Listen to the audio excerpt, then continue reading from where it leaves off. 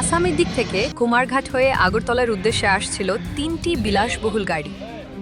নেশা সামগ্রী পাচারের সন্দেহে স্থানীয়দের তৎপরতায় প্রথমে 2টি গাড়ি আটক করা হয়, পরে পুলিশ আরও একটি গাড়ি আটক করে। বর্তমানে 3টি গাড়ি আইনশৃঙ্খলা বাহিনীর হেফাজতে রয়েছে। তবে এখনও পর্যন্ত প্রশাসনের পক্ষ থেকে কোনো নেশা সামগ্রী উদ্ধারের বিষয়টি আনুষ্ঠানিকভাবে নিশ্চিত করা হয়নি।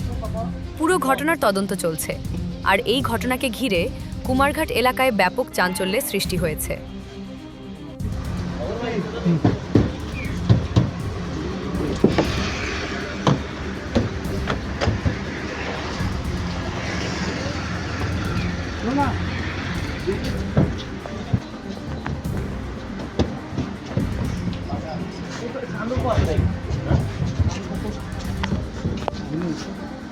আমি বুঝলাম না।